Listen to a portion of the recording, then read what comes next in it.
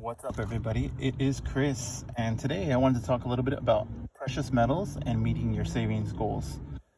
So, a lot of people, I'm pretty sure most of us, especially here in America, grew up with the idea of saving currency, having a certain amount in your bank account, quote unquote, for emergencies or to meet your long term goals.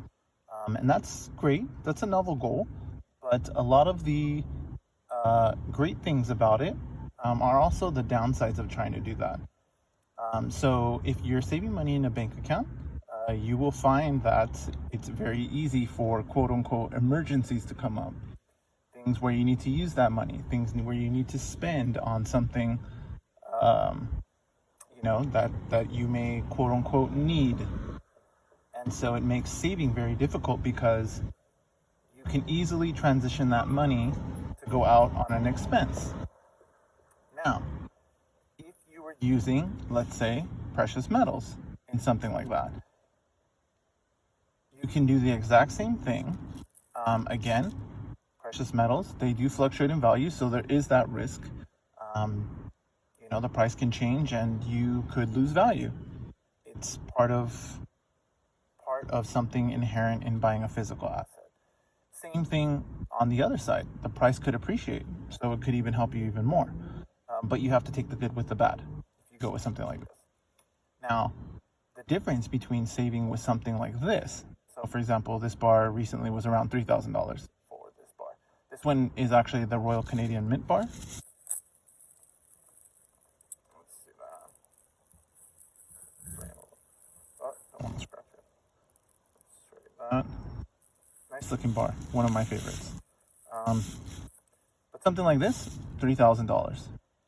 So, in one of my other videos recently, I talked about, if you're going to liquidate something like this. Well, what does that entail?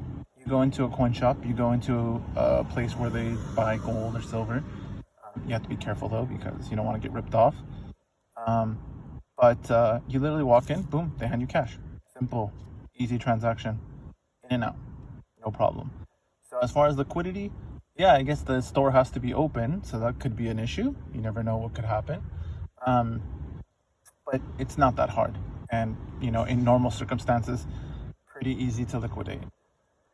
But as you will find, when you actually purchase things like this, physical asset,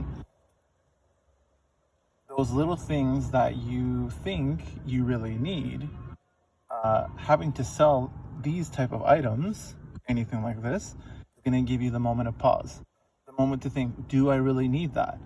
And a lot of times you're gonna decide that you really don't, or you're gonna find another way to get it, or at least wait for it until you can get it, through other means. So as far as your savings goals, something like this can really help you. This, of course, is silver. This is gold. These are quarter-ounce eagles. But I think for a lot of people, the hardest part is that, like anything, life will have a way of presenting challenges. And it's not that you can't meet those challenges with money in a bank account.